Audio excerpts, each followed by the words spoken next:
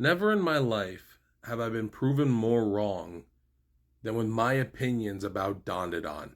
Holy shit. I didn't even think it was possible for me to get so invested in a story that's about a dude losing his nuts. If you guys don't know, I was not the biggest fan of the first episode of DanDaDan. I, for some reason, thought the assault storyline in that episode was done very poorly, even though it's meant to be scary and it's meant to be, like, so absurd that it can't really happen to anybody in real life. And I thought the whole Ken Takakura thing was really stupid because the main girl, Momo, is in love with the actor Ken Takakura, who's an actual Japanese actor, and the main boy character in the show just so happens to be named Ken Takakura. And he happens to know the exact same catchphrase to the "I'm an awkward fellow after all." I still think that's kind of stupid, but it's played more for laughs than anything else. For the rest of this video, there will be spoilers for the rest of DanDaDan after episode 1, because I just kind of want to go over the whole series and why I like it. Even rewatching the first episode, I love this conversation between Momo and Okudun, especially the flashback with Momo and her grandma.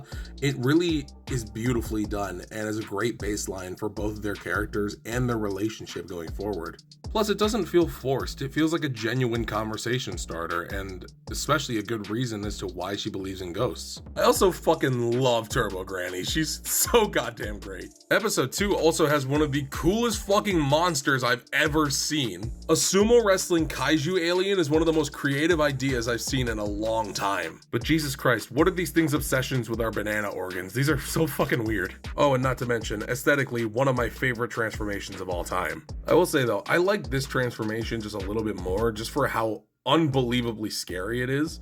Like, this shit looks actually painful to go through, and it feels like an actual possession. Also, Jesus Christ, these characters are so durable. This sumo wrestler is punching fucking Momo into the wall. That's not even psychic power durability. In this scene, Momo yeets these two girls into a bunch of bricks, steel, and wood, and somehow they survive this. And of course, I had to bring up the best character of this entire show.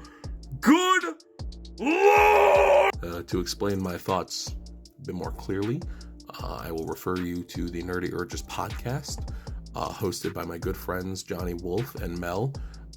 So enjoy. And you would say thank you. God damn it, you beat me to my own joke.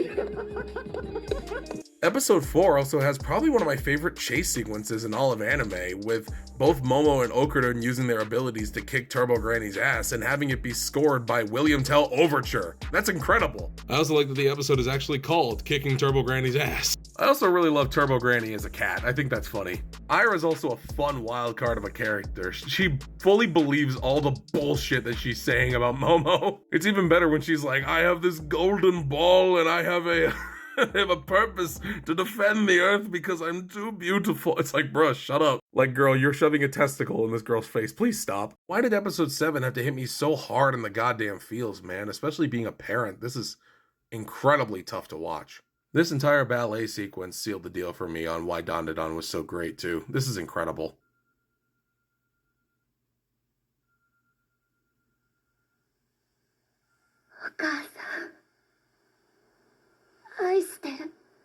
Oh, stop. Just to kind of put it into perspective, though, the last time that I teared up at a show was with One Piece.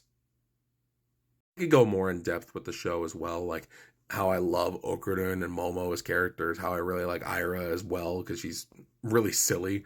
I love both Granny characters as well, because goddamn, one of them is drop dead gorgeous, and the other one is Turbo Granny, and I'm glad that she's sticking around too.